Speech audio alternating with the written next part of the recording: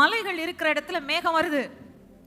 மேகம் வந்து நான் வானத்திலிருந்து தண்ணீரை சுமந்து வர்றேன், நீ நவுறு என் வழியை விட்டுன்னு சொன்னா மலை நவுந்துருமா? இல்லை.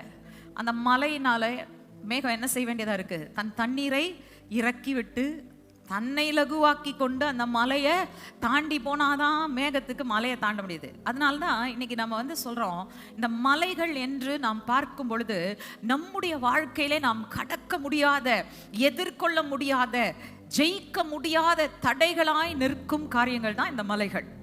ஆனா வேதம் ரொம்ப அழகா சொல்லுது, இந்த மலைகளை நீ டேக்கிள் பண்றதுக்கு உனக்கு எதுவும் தேவையில்லை, டைனமைட் தேவையில்லை, நீங்க எந்த விதமான பெரிய மெஷினரியும் எடுத்துக்கொண்டு போக தேவையில்லை. ஆண்டவருடைய பிரசனம் வந்தா போதும், அது மெழுகு போல உருகி போயிடும். எல்சி டேனியல் என்ன சொல்றாங்க? ஏசாயா புத்தகத்தில் பர்வதங்கள் உருகி போயிட்டு, இந்த பர்வதங்கள் என்று எதை குறிக்குதுன்னா மலைகளை குறிக்குது. இந்த மலைகள் என்றது எதை குறிக்குதுன்னா நம்முடைய வாழ்க்கையில வர தடைகளை குறிக்குது அப்படின்றாங்க. எந்த தடையை குறிக்குது, எந்த விஷயம் நமக்கு மலையா நிற்குது, அதில் இவங்க விலைக்கு சொல்றது இல்லை. பொதுவா சொல்லிட்டு போறாங்க. ஒரு வாழ்க்கைக்கு தேவையான அர்த்தத்தோட ஒப்பிட்டு சொல்றது கிடையாது. இந்த வெற்றி விளக்குகளால, வேத விளக்குகளால நம்முடைய வாழ்க்கை வீணாக போச்சு. அதுதான் இங்க நடந்து கொண்டிருக்கிறது. இந்த இனிமே இந்த போன்ற வெற்றி விளக்குகளை நம்பி நம்ம ஏமாந்து விடக்கூடாது. இந்த மலைகள் என்றால் தடைகள். இந்த தடைகள் எப்படியாப்பட்ட தடைகள் வருது நம்முடைய வாழ்க்கையில? வியாதி என்றது ஒரு தடை. அப்புறம் பணமின்மை. பணம் இல்லைன்னா ஒரு அடி நம்ம எடுத்து வைக்க முடியாது, அது ஒரு தடையா நிற்குது. பணம் இல்லைன்னா எந்த செயலும் செய்ய முடியாது, சாப்பாட முடியாது, ஒரு வீடு கட்ட முடியாது, ஒரு பொருள் வாங்க முடியாது, ஒரு கார் வாங்க முடியாது, ஒரு பங்களா வாங்க முடியாது. இந்த பணமின்மை என்பது ஒரு தடையா நிற்குது. இந்த பணத்தை எப்படி சம்பாதிக்கிறது, உடல் ஆரோக்கியத்தை எப்படி நம்ம உருவாக்குறது அப்படின்னு நம்ம யோசிக்கணும். அதாவது நம்முடைய வாழ்க்கையை நம்ம கற்க வேண்டும், வாழ்க்கை பாடத்தை கற்க வேண்டும், நம்முடைய அங்கத்தை நாம் கற்க வேண்டும், நம்முடைய உறுப்புகளின் செயல்பாடுகளை சிந்திக்க வேண்டும். எப்படி செயல்படுது, என்ன பற்றாக்குறையால் அது பாதிக்கப்படுது, நம்முடைய லங்ஸ் எப்படி பாதிக்கப்படுது அப்படின்னு சொல்லி நம்ம சிந்திக்கணும். இப்போ பெண்களுக்கு வந்து மார்பக புற்றுநோய் வருது. ஏன்னா அந்த மார்பக புற்றுநோய் வராமல் இருக்குது என்னத்துக்கு என்ன வழி, காரணம் என்ன அப்படின்றத நம்ம ஆராயணும். அந்த மலைகள் என்றது இந்த ஒரு பெண்ணினுடைய ஸ்தலங்களை குறிக்கிறது, மார்பகத்தை குறிக்கிறது மலைகள் என்பது. அந்த மலைகள் என்பது இதுதான். இதனுடைய வடிவமும் மலையினுடைய வடிவத்தையும் பாருங்க, ஒரே மாதிரி இருக்கும். நம்முடைய சரீரத்தில் உயர்ந்த இடங்கள் அதுதான், ஒரு பெண்ணோட சரீரத்தில் உயர்ந்த இடங்கள் அதுதான். இந்த மாதிரி நம்முடைய அங்கத்தின் செயல்பாடு, நம்முடைய அங்கத்தின் வடிவமே இந்த அண்டத்தின் வடிவம், நம்முடைய சரீரத்தின் செயல்பாடு இந்த சமுதாயத்தின் செயல்பாடு, நம்முடைய உடலின் அமைப்பு இந்த உலகத்தின் அமைப்பு, நம்முடைய உடலில் உள்ள ஒவ்வொரு உறுப்பு அது மாதிரி தான் இந்த உலகம் படைக்கப்பட்டிருக்கிறது. இந்த நிலப்பரப்பு நம்முடைய உடலின் அமைப்பு மாதிரி படைக்கப்பட்டிருக்கிறது. 1/3 தண்ணீர், அதனால் அதுபோல நம்முடைய சரீரத்தில் 1/3 தண்ணீரால் வேலை செய்து கொண்டிருக்கிறது. இதுதான் Bible concept. This is the Bible secret. அதனால நம்முடைய வாழ்க்கை இந்த பைபிள் வசனங்கள், வேத வசனங்களோட ஒப்பிடணும். அப்போதான் நம்ம வளமான வாழ்க்கை, ஒரு தடையில்லாத வாழ்க்கை, ஒரு பணப்பற்றாக்குறை இல்லாத வாழ்க்கை வாழ முடியும். ஒரு வியாதி இல்லாத வாழ்க்கை. மருத்துவத்துக்கு லட்சம் 1000 கோடிகளை செலவு பண்றாங்க, ஆனாலும் அது சரியாகிற மாதிரி தெரியல. எப்படியெல்லாம் இந்த உடல் பாதிக்கப்படுது, ஒரு தூக்கமின்மையால் இது பாதிக்கப்படுது. இன்னைக்கு பாஸ்டிங் பிரேயர், இந்த பிரேயர் அந்த பிரேயர்னு சொல்லிட்டு மக்களுடைய தூக்கத்தை கெடுக்கிறாங்க.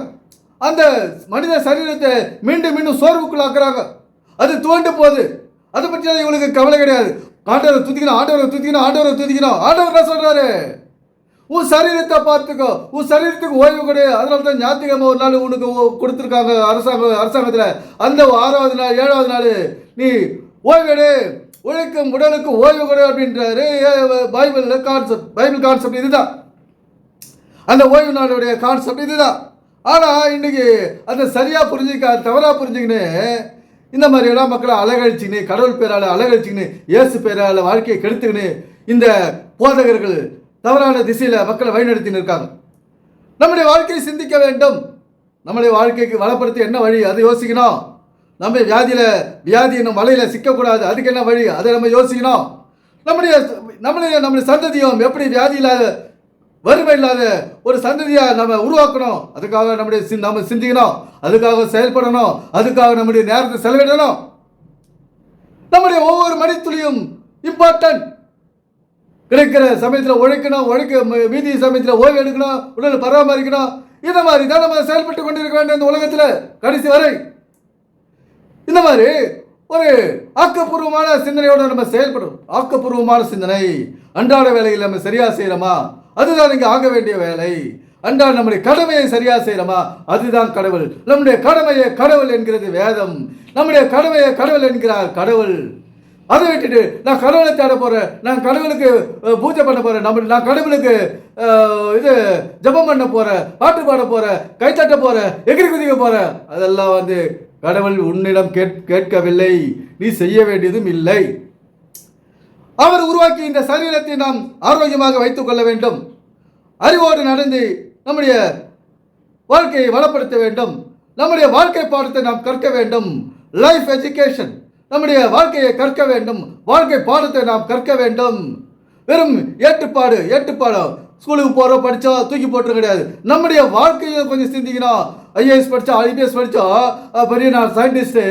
ஆனால் அந்த காலத்தில் சயின்டிஸ்ட்லாம் பாருங்கள், தாடி வச்சுன்னு இது படிச்சு இங்கிலீஷ்காரங்களே அப்படி தான் இருப்பாங்க. அந்த சயின்டிஸ்ட்களை நான் பெரிய கண்டுபிடிப்பாளி, எல்லாத்தையும் நான் கரண்ட்டை கண்டுபிடிச்சேன், லைட்டை கண்டுபிடிச்சேன். இந்த சரீரத்தையும் கற்க வேண்டும், சரீர செயல்பாடுகளை கற்க வேண்டும். அதுதான் இங்கே ஆக வேண்டிய வேலை.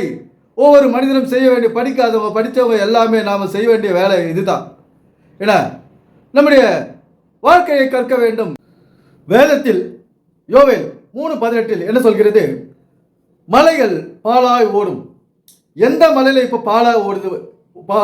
பால் ஓடுது. யாருன்னா மலையில் பால் ஓடுதா பார்த்துக்கிறீங்களா? இந்த உலகில் உள்ள மலைகளில் பால் ஓடாது. ஆனால் நம்முடைய ஒரு பெண்ணுடைய உடலில் உள்ள இந்த மலைகளுக்கு சமமான இந்த மார்பகங்களிலே பால் ஓடுகிறது. இதுதான் பைபிள் ரகசியம். இதுதான் மனிதனுடைய வாழ்வியல் ரகசியம். இதுதான் மனிதனுக்கு தேவையான செய்தி இந்த வேதம் பைபிளில் இருந்து. இவற்றையெல்லாம், இந்த வசனங்களை எல்லாம் நம்முடைய வாழ்க்கையோடு ஒப்பிடுவது கிடையாது. இந்த மோகன்சி லாசரஸ் போன்றவர்கள், எல்சி டேனியல் போன்றவர்கள், பிரின்சி போன்றவர்கள், இவர்கள் ஒரு கதைகளையும் காரணமில்லா பேச்சுகளையும் தான் இன்னைக்கு பேசின்னு இருக்காங்க. நமக்கு ஒரு மனித வாழ்க்கைக்கு தேவைப்படும், ஒரு உயிர் வாழ தேவைப்படும், ஒரு உயிர் இந்த உலகத்திலே வாழ தேவைப்படும் விஷயத்தை இவங்க வேதத்திலிருந்து சொல்றது கிடையாது. நம்முடைய வாழ்க்கையை இந்த வேதத்தோடு ஒப்பிட்டு பார்க்கறது சொல்றது கிடையாது. மணிக்கணக்கில் இந்த வெற்றி விளக்கங்களையே கேட்டு இன்னைக்கு நம்ம வாழ்க்கை வீணா போச்சு. இது இடியும் நம்முடைய வாழ்க்கை, இந்த உலகத்தில் உள்ள ஒவ்வொருடைய வாழ்க்கையை வீணா போகக்கூடாதுன்றதுக்காக தான் கர்த்தர் இதே போல விஷயங்களை என்னை பேச வச்சுருக்காரு. மனிதனுக்கு தேவையான விஷயங்கள், ஒரு மனிதன் நல்ல ஆரோக்கியத்தோடு இந்த உலகில உயிர் வாழ தேவையான விஷயங்களை நான் ஒவ்வொரு வீடியோவில் சொல்லின்னு இருக்கேன். இந்த மாதிரி மலைகள் வேற, பர்வதங்கள் வேற. இந்த சரீரத்தில் பர்வதம் என்றது ஒரு உறுப்பை குறிக்குது, மலைகள் என்றது ஒரு உறுப்பை குறிக்குது. மலைகள்ல பால் ஆராய் ஓடுதான் பாருங்க. இதெல்லாம் இந்த மோகன்சி லாசருக்கு, பைபிள் ரகசியம் தெரியாத மோகன்சி லாசருக்கு தெரியாது. மறுபொருள் தெரியாத டிபிஎம் காரர்களுக்கு இது தெரியாது. வேத உண்மைகளை புரியாத வெந்தகாரர்களுக்கு இது புரியாது. இது ரகசியங்கள் அறியப்பட வேண்டிய காலம், ரகசியங்களை எல்லோரும் ஏற்றுக்கொள்ள வேண்டிய காலம். இந்த ரகசியங்களின் அடிப்படையில் நாம் வாழ்ந்தால்தான், இதை கை கொண்டால்தான் நம்முடைய வாழ்க்கை வளமாகும். இந்த பழைய கட்டு கதைகளையும் காரணமில்லா பேச்சுகளையும் நம்ம கேட்டுக்கிட்டு இருந்தோம்னா நம்ம காலங்கள் தான் வீணா போகும், காசு வீணா போயிடும், கடன்காரர்களாக இருப்போம். எனவே இது போன்ற தவறான தகவல்களை கொடுக்கும், வேதத்திலிருந்து தவறான தகவல்களை கொடுக்கும் நபர்களை விட்டு விலக வேண்டும். இவர்களுடைய செய்திகளை கேட்கக்கூடாது. இது புதிய செய்தி, நான் கொடுப்பது புதிய செய்தி, அவர்கள் கொடுப்பது பழைய விளக்கங்கள், ஆதி முதல் கொடுத்து கொண்டிருக்கிற பழைய விளக்கங்கள். இந்த 2024 நான் 21லேருந்து 24க்குள்ள சொல்லிக்கிறதெல்லாம் புதிய விஷயங்கள்.